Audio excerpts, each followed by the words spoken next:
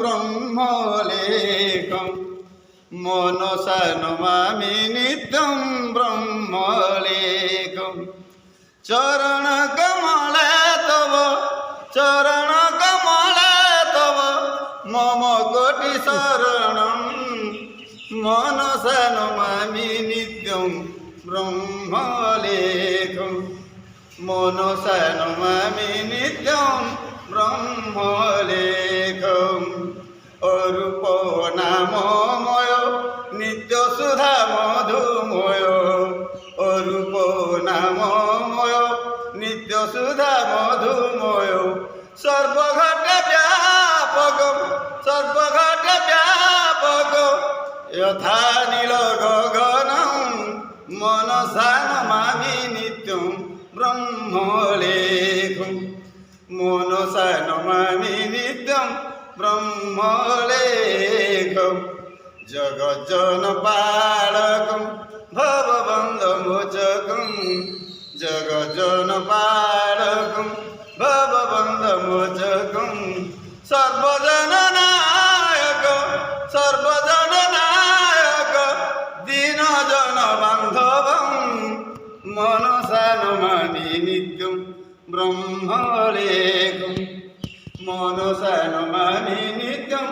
ব্রহ্মলেখম বাহুময় সুপুরুষম মনসেত সমর্পিতম বাহুময় সুপুরুষম মনসেত সমর্পিতম মম হৃদি ভাবত মম হৃদি ভাবত সদা তব আসনম মনসা নমামি নিত্যম ব্রহ্মলেখম মনসা নমামি নিত্যম ব্রহ্মলেখম হে মন আজি মু মন প্রাণ দেই সদা সর্বদা সেই নিরাকার পরম ব্রহ্মଙ୍କ ପାଦେ ଏ ବିଘ୍ନ ପ୍ରାଣ ଅର୍ପଣ କରି ମୁଁ ସଦା ତାଙ୍କୁ ଜପନ କରୁଛି।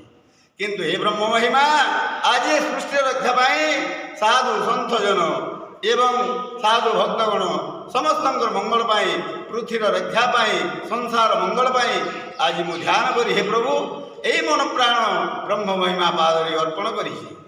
ତେଣୁକରି ମୁଁ ସମସ୍ତଙ୍କ ଆଗରେ କହୁଛି ସମସ୍ତେ ଜୀବନ ହିଁ ଧନ୍ୟ ଯାହାର ଜୀବନ ଅଛି ତାର ମାନ ଅଛି ଯାହାର ମାନ ଅଛି ତାର ଧ୍ୟାନ ଅଛି ଯାହାର ଧ୍ୟାନ ଅଛି ତାର ଜ୍ଞାନ ଅଛି ଯଦି ଜ୍ଞାନ ନାହିଁ ଧ୍ୟାନ ନାହିଁ ତାକୁ ଭଗବାନ ମଧ୍ୟ ଜାଣନ୍ତି ନାହିଁ।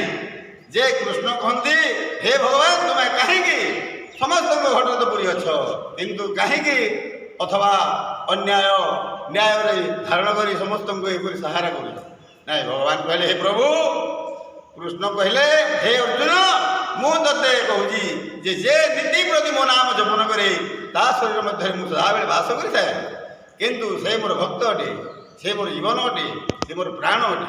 ତେଣୁକରି ମୁଁ କହୁଛି ଅର୍ଜୁନ ଏ ପରମ ବ୍ରହ୍ମ କାହାକୁ କୁହାଯାଏ ଶରୀରକୁ ପରମ ବ୍ରହ୍ମ କୁହାଯାଏ ଏବଂ ପୃଥିବୀକୁ ପରମ ବ୍ରହ୍ମ କୁହାଯାଏ ନାହିଁ। ଯାହା ଦେହରେ ଜ୍ଞାନ ଅଛି ବା ବୁଦ୍ଧି ଅଛି ତାକୁ ପରମ ବ୍ରହ୍ମ କୁହାଯାଏ। ଯାହା ଦେହରେ ଜ୍ଞାନ ନାହିଁ ଯାହା ଦେହରେ ବୁଦ୍ଧି ନାହିଁ ତାକୁ ପରମ ବ୍ରହ୍ମ କୁହାଯାଏ ନାହିଁ। କାହିଁ ପରମ ବ୍ରହ୍ମ ଅର୍ଥ ପ୍ରଣତ ପ୍ରାଣ ଏବଂ ପିଣ୍ଡ ସମର୍ପଣା କରି ଯାହାକୁ ଆମେ ଧ୍ୟାନ କରୁ ସେ ହେଉଛି ପରମ ବ୍ରହ୍ମ। ଆମର ଶରୀର ମଧ୍ୟରେ ବସବାସ କରି ସଦାବେଳେ ଅଛି ତେଣୁ ତାଙ୍କୁ ଆମେ ସଦା ସର୍ବଦା ଧ୍ୟାନ କରୁ। ଯିଏକି ପରମ ବ୍ରହ୍ମକୁ ଚିହ୍ନି ନାହିଁ ସେ ଅନ୍ୟ କାହାକୁ ଜାଣି ନାହିଁ।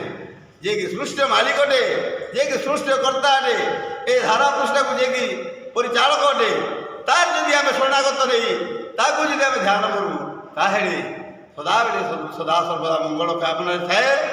ସର୍ବଦା ସତଭାଷା ସତ ଜ୍ଞାନ ଅନ୍ୟାୟ ବୁଦ୍ଧି ବିବେକରୁ ବଞ୍ଚିତ ରହିଥାଏ। ସଦାବେଳେ ସେ ହିଂସା ଅହଙ୍କାର ଦୂର କରି ତେଣୁକରି କହିଲେ ମନସାନ ବ୍ରହ୍ମଲେଖମ ହେ ବ୍ରହ୍ମ ମହିମା ତେଣୁକରି ମୋର ମନ ପ୍ରାଣ ମୁଁ ତୁମକୁ ଦେଇ ସଦା ସର୍ବଦା ଧ୍ୟାନ କରୁଛି ପ୍ରଭୁ ତୁମେ ତ ଜଗତ ପାଳକ ଅଟ ତେଣୁ ଅନ୍ୟରେ ମୋର କାହାକୁ ଭରସା ନାହିଁ। ଏହି ପିଣ୍ଡ ପ୍ରାଣ ସମସ୍ତ ଆପଣଙ୍କୁ ଲାଗିଲା ହେ ବ୍ରହ୍ମ ମହିମା ବଳେଇ ସ୍ମରଣ ରଖ।